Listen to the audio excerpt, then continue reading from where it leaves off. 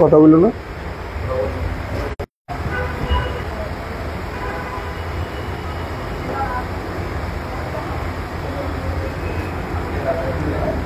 Solve 6x cube minus 11x square minus 6x minus 1 equal to 0. The rows being in SP এই অঙ্কটা অনেকবার পরীক্ষা আসছে। আমরা এপি সম্পর্কে জানি, জিপি সম্পর্কে জানি, এসপি সম্পর্কে তেমন জানি না। এপিটাকে বলা হয় অ্যারিথমেটিক্যাল প্রোগ্রেশন বা অ্যারিথমেটিক প্রোগ্রেশন, বাংলায় বলা হয় সমান্তর ধারা, সমান্তর প্রগমন। জিপি মানে হচ্ছে জিওমেট্রিক্যাল প্রোগ্রেশন, বাংলায় বলা হয় গুণোত্তর প্রগমন বা জ্যামিতিক প্রগমন। এসপি মানে হচ্ছে হারমোনিক্যাল প্রোগ্রেশন বা হারমোনিক প্রোগ্রেশন, বাংলায় বলা হয় উল্টন প্রগমন বা তরঙ্গ প্রগমন। 2, 4, 6, 8, 10 এটা একটা প্রগমন। এই প্রগমনের মধ্যে আমরা দেখতে পাচ্ছি পরবর্তী পদ থেকে তার পূর্ববর্তী পদ যদি বিয়োগ করেন ডিফারেন্স কত পাচ্ছেন? 2। 6 থেকে 4 বিয়োগ করলে ডিফারেন্স 2 পাচ্ছেন। 8 থেকে 6 বিয়োগ করলে ডিফারেন্স 2 পাচ্ছেন। 10 থেকে 8 বিয়োগ করলে ডিফারেন্স 2 পাচ্ছেন। তাহলে কোন একটা প্রগমনের প্রত্যেকটা পদ থেকে তার ঠিক পূর্ববর্তী পদ যদি বিয়োগ করেন, অন্তরফল যদি প্রতি ক্ষেত্রে সমান হয়, তাহলে সেই প্রগমনটাকে বলবো আমরা সমান অন্তর বিশিষ্ট প্রগমন বা সমান্তর প্রগমন।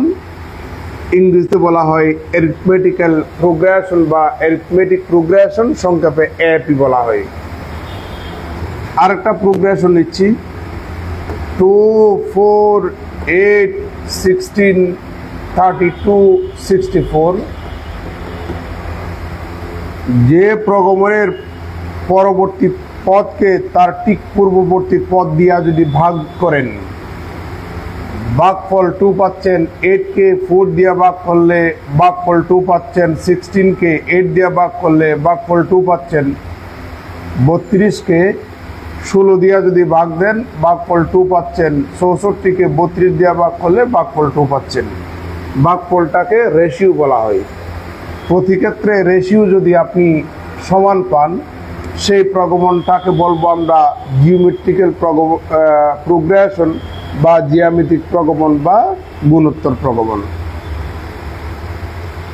গতকালকে বিসিএস পরীক্ষা হইল না, রাত্রে তো আমি এটা সলভ করে দিয়েছি। ওখানে গুণোত্তর প্রগমনের একটা অঙ্ক আসছে। কোন একটা গুণোত্তর প্রগমনের প্রথম পদ দেওয়া আছে, দ্বিতীয় পদ দেওয়া আছে, দশম পদটা বের করতে বলেছে। আমার ভিডিওতে আছে, আমি সবগুলো সলভ করে দিয়েছি। তাহলে আমরা এপি এবং জিপি সম্পর্কে জানলাম।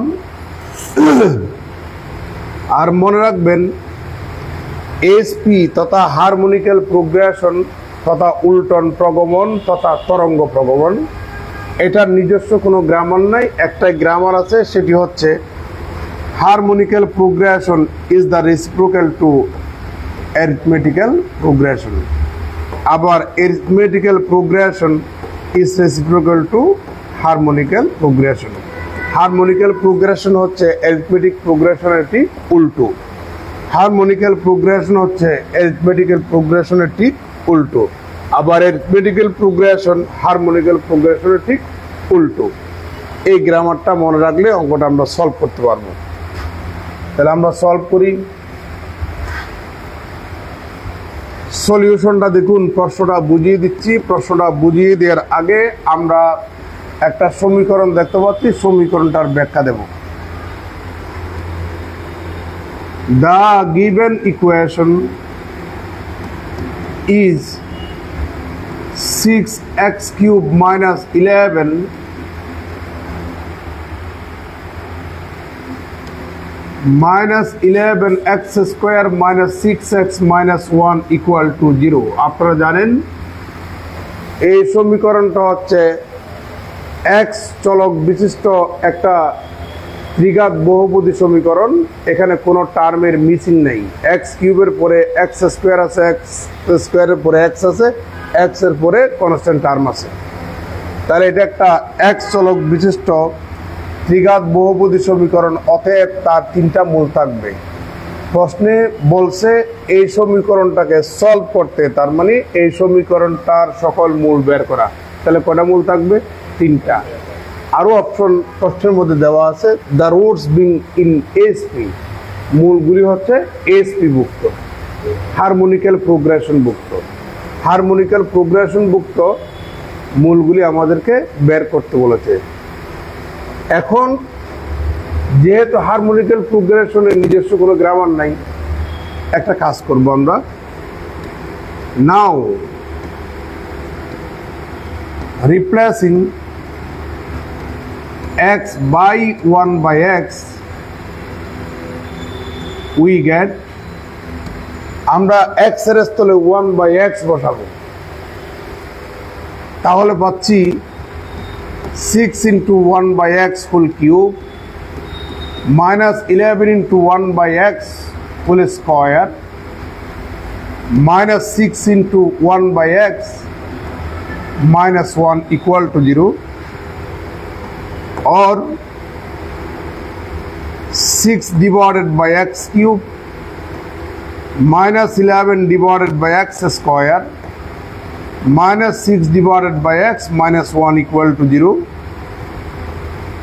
আমরা উভয় পক্ষে x কিউব দিয়া গুণ করলে পাবো 6 minus 11x minus 6x square minus x cube equal to 0. That is, উভয় পক্ষে -1 দিয়া গুণ করুন, তাহলে পাবেন x cube plus 6x square plus 11x minus 6 equal to 0. এটার দিলাম কত নাম্বার? 2 নাম্বার। দেখো এই সমীকরণটার রুটস গুলা এসপি মুক্ত। The roots being in SP, এই সমীকরণটার প্রদত্ত সমীকরণটার রুটস গুলা এসপি মুক্ত। আমি সমীকরণটাতে x এর স্থলে 1 by x বসিয়ে দিলাম, আর একটা সমীকরণ পেলাম না, এটা তো ত্রিঘাত সমীকরণ। এর কয়টা মূল থাকবে? তিনটা মূল থাকবে। তবে এই সমীকরণের মূলগুলি হচ্ছে বিভক্ত। ওই যে বললাম SP is reciprocal to AP, SP is reciprocal to AP। এই সমীকরণটার মূলগুলি হচ্ছে আমাদের SP ভুক্ত। এটা প্রশ্নের মধ্যে বলা আছে। SP এর নিজস্ব কোনো গ্রামার নাই, এই জন্য আমরা x এর পরিবর্তে 1 by x বসালাম, x এর পরিবর্তে 1 by x বসাইয়া আরেকটা x চলক বিশিষ্ট সমীকরণ পাচ্ছি। এটাও ত্রিঘাত সমীকরণ। কয়টা মূল থাকবে? তিনটা। তবে এই সমীকরণের তিনটা মূল কিন্তু এখন এসপি ভুক্ত নাই। কোন কিসের ভুক্ত আছে? এপি ভুক্ত। তাহলে এখানে লিখবো আমরা the roots being in AP। এখন 2 নম্বর সমীকরণের মূলগুলি হচ্ছে এপি ভুক্ত। আমরা এসপি ভুক্ত মূল বিশিষ্ট সমীকরণটাকে এখন এপি ভুক্ত মূল বিশিষ্ট সমীকরণে কি করলাম? ট্রান্সফার করলাম। আমরা এখন 2 নম্বর সমীকরণটার এপি ভুক্ত তিনটা মূল ধরে নেব। Let the roots of equation number 2 be, যেহেতু তিনটা মূল এবং a বিভক্ত, আমরা সেই তিনটা মূল ধরে নেব a minus b, a plus b। মনে আছে তো a p এর কাজগুলা যখন করছিলাম তখন তিনটা মূল আমরা এইভাবে তো ধরছিলাম, মনে আছে তো? এবার যে কোনো উপায়ে এ এবং বি এর মান বের করে এখানে বসিয়ে দিলেই 2 নম্বর সমীকরণটার এ বিভক্ত মূল পেয়ে যাব। আবার সেই এ বিভক্ত মূলকে আবার 1 করে দিলে এস বিভক্ত মূল পেয়ে যাব। আমার কথা বুঝে আসছে? আচ্ছা, এবার আমরা একটা নতুন পেজে যাই। আপনাদেরকে আমি বলছিলাম x cube plus b x square plus c x plus d, এটা একটা ত্রিঘাত সমীকরণ। কটা মূল থাকবে? 3টা মূল থাকবে। আমরা সেই 3টা মূল ধরে নিচ্ছি, আলফা বিটা গামা। কোন একটা ত্রিঘাত বহুপদী সমীকরণের যদি 3টা মূল থাকে, সেই 3টা মূল এবং সমীকরণের সহগগুলির মধ্যে 3টা রিলেশনস থাকবে। কটা রিলেশনস থাকবে? 3টা। প্রথমে alpha plus beta plus gamma, এরপরে দুইটা আলফার সাথে বিটা নেবেন, আলফার সাথে গামা নেবেন, বিটার সাথে গামা নেবেন। এবার তিনটা alpha beta gamma equal to minus plus minus, টান দিবেন। সর্বোচ্চ ঘাতের সহগ দিয়া সবাইকে ভাগ দিয়ে দেন, বাকি সহগগুলা আপনি সিরিয়ালি বসাবেন। আপনাদের মনে আছে আমি সবসময় বলতাম এ পি এর ক্ষেত্রে শুরুর থেকেই আপনি স্টার্ট করবেন, জি পি এর ক্ষেত্রে নিচ থেকে স্টার্ট করবেন। তাহলে আমরা এই রিলেশনটা ইউজ করব। তাহলে এটার আপনি আলফা ধরেন, বিটা ধরেন, গামা ধরেন। তাহলে সুতরাং এখানে এ মাইনাস বি তার মানে আলফা, বি মানে বিটা,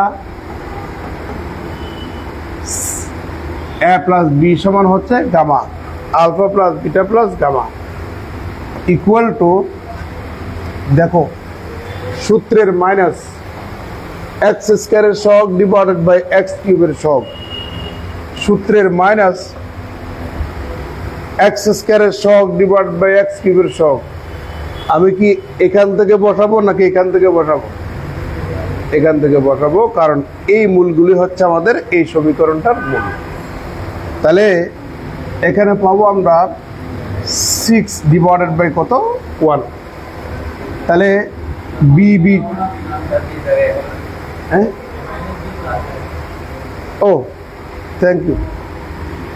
তাহলে বি বি ক্যান্সেল, আমরা এখানে পাচ্ছি 3a ইকুয়াল টু -6, সুতরাং এ সমান হচ্ছে -2। আমরা এর মানটা পেয়ে গেলাম। আমরা এখন এর মানটা পেয়ে গেলাম, বাকি আছে কার মান? বি এর মান। এই ফাঁকে আরেকটা কথা বলি ভাই, যারা আপনার নতুন আসছেন, 2 নম্বর সমীকরণের 3টা মূল এইভাবে কেন ধরলাম আপনারা বুঝছেন? দেখুন 2 নম্বর